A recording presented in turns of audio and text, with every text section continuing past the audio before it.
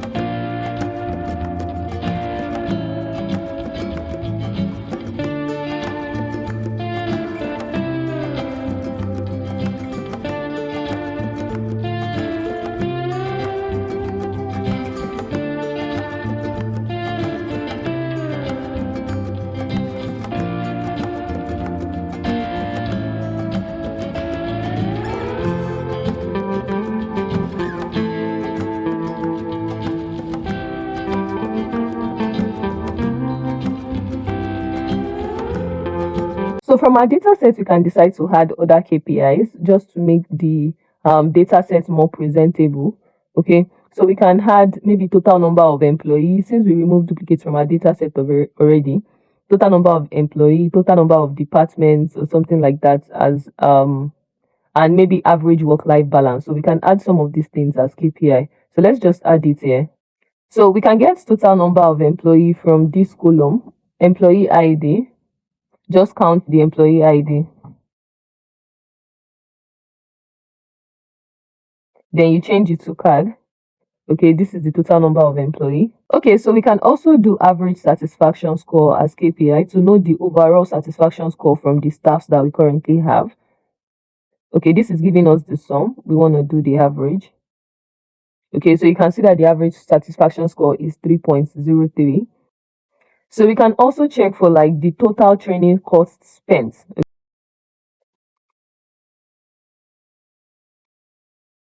Okay, so this is like 1.59 M for the total training cost. Okay, so I'm going to just add these three KPI to my dashboard. So it makes it look better. And also remember that you can create your dashboard like in any structure that you want. You don't have to create the same color, the same type of dashboard, the same arrangements that I'm doing. Okay, so now I believe you're already a professional. You are no longer a newbie because we've created dashboard in Excel, we've created dashboard in Tableau, and now we are in Power BI. So, and I also showed you the process. Not like I'm just showing you the end result. I'm showing you the process of the creation of my dashboard. Sometimes I go online to gain inspiration into dashboard design. So now that we are done with the analysis, you can also check for dashboard design, or you can create this one that I'm about to show you in one page. And in another page, you create another dashboard. So that means you are creating like two dashboards. So the second dashboard that you create, I'd like you to post it on your LinkedIn and tag me so I can see it and give you a round of applause and maybe some corrections that you need to take note of. Okay, let's continue with our dashboard creation now.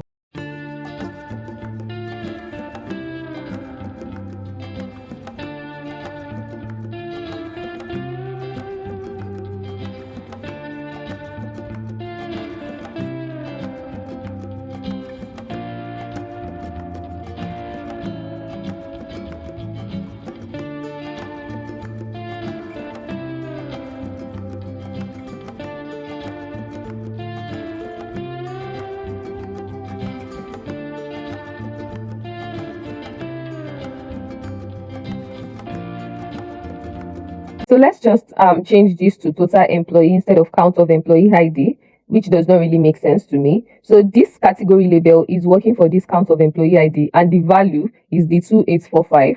And you can see that I made the value bold. If you want to increase the font, you can do all of that here. All right, so I can close this one. And for the category label, I want to remove it. So I'll just turn it off. That's all. Then in this general, I can click on general and turn on the title. Okay, so the general is going to look something like this when you open it. So we can expand the title section and turn on the title. Okay, when you turn on the title, it's going to ask you for the text that you want to put as title. So I'm just going to type in total employee. Okay, and then you can have the font size. I want to reduce it. Okay, that's like too much. I think that's okay. Alignment text, let's put it at the center. But if I paste my title here, I don't know, but there will be too much space in between my value and my title. So instead of pasting it in the title, I can just paste it here in the subtitle. So let me just my subtitle and paste the text here. You can see that it's still like closer to the value.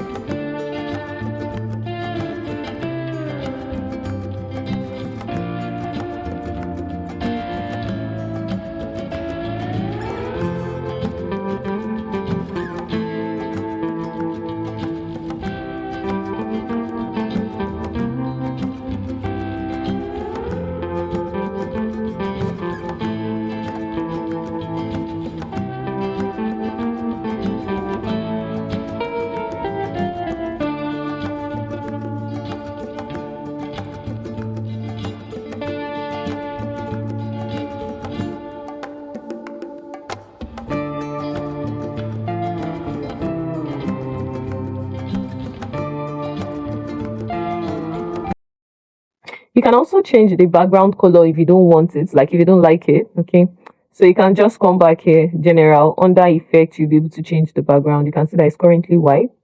So if you want to change it to like blue, so yeah, you can just change the background color if you want.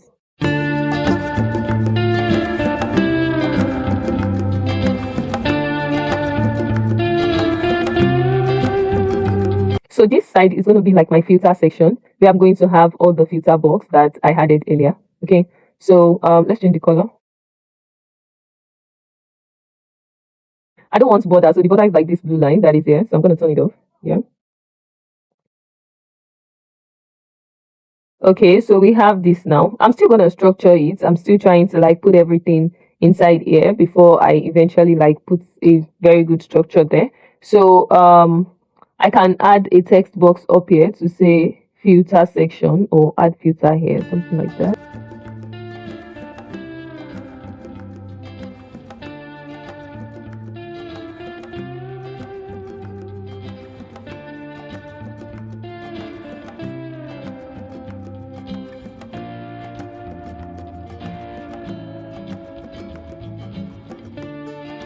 And if you have plans to like create two dashboards, like I said earlier, so instead of using Control X to cut, you can just copy it so that you can reuse it in the second dashboard that you're trying to create. Okay, so first let me bring all my charts in here so I now know how to arrange it. Once I remove it from this page, I can delete the page. Since I already cut it, I cut it. If you copied it, then you will not be able to delete the page yet. What we have, I kind of like cut all the charts and pasted them here, and I then deleted all those extra pages. But you don't have to delete it. You can leave it there, or you can delete it once you've pasted all of your charts here.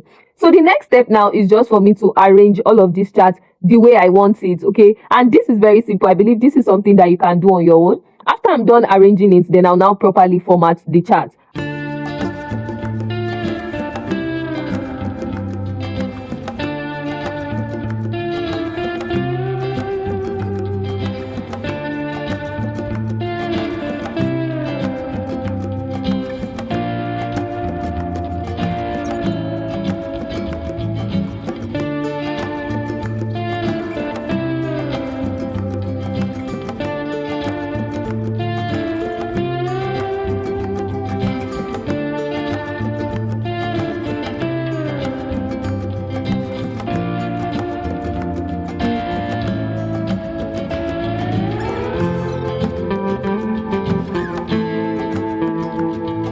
So I am done arranging it the way I want it to be arranged, but as you can see, everything is not properly formatted. So now I'm going to do the formatting. So there's no particular way to do your formatting. You can do your formatting right when you are creating your chart. You can do it after you've created the dashboard. So just after you are done with your training, you can now work on projects and decide which one actually works for you. So now for this first chart, the first thing is I realized that this chart title is too long, all right, and it's taking more space, all right. So I want to reduce the font for the text, so I can come here to where we can edit that.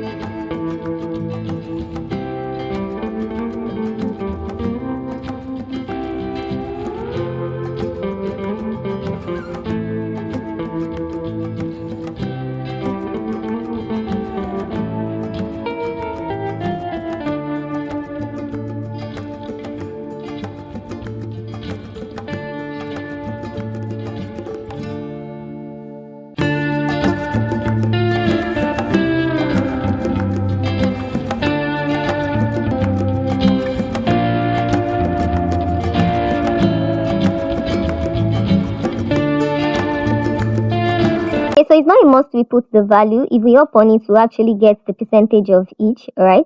So I might just leave the value out of it. See that, okay, the internal is taking 50.16% and the external is taking 49.84. And you can see that gradually our dashboard is looking a lot better. So formatting after your creation of your chart is like very, very important, because you don't want to give a presentation of a dashboard that is very clumsy.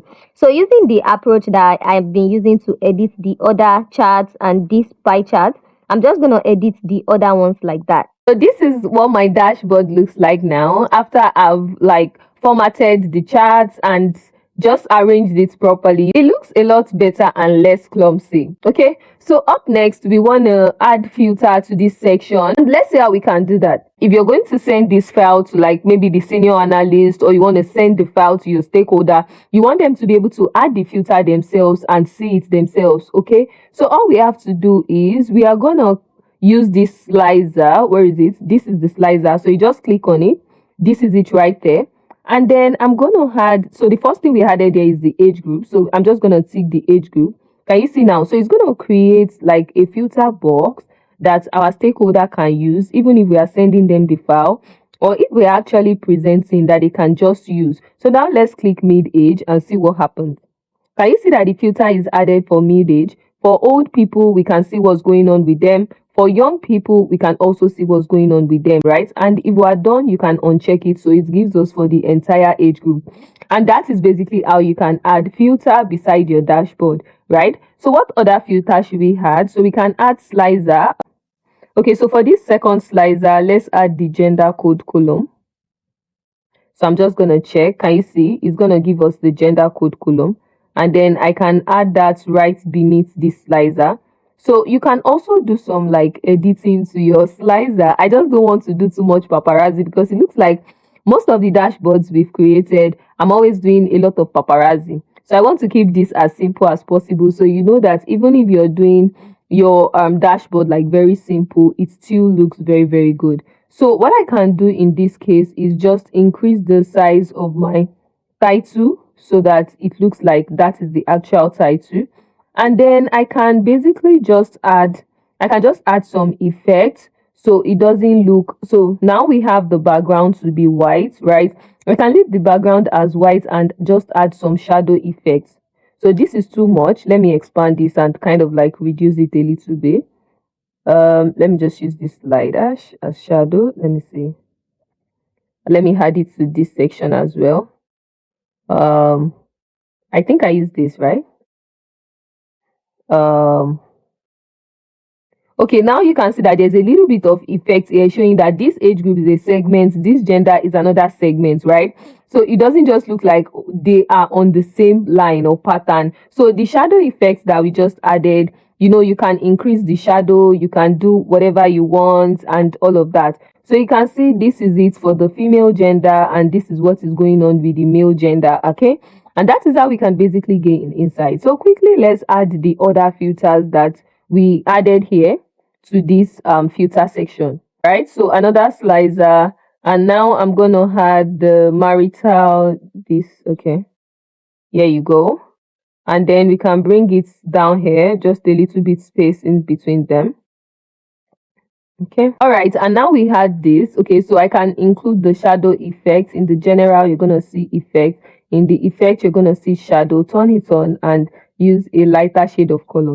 Okay, remember, you can use anything you want. That is just my suggestion. Okay, so I want to really see what you create. I don't want you to create exactly what I created, so that I can see if we are actually on the same page or you're basically just following my steps. I don't want a community of learners where you only follow what I'm doing, but you can't do it if you're asked to. Like, that would not be nice. Okay, so I'm trying to make you understand the process so that once you're asked to recreate, you can easily do that. Okay, and now we've added filter to the dashboard. You can see the filter section. So let me close these tabs now.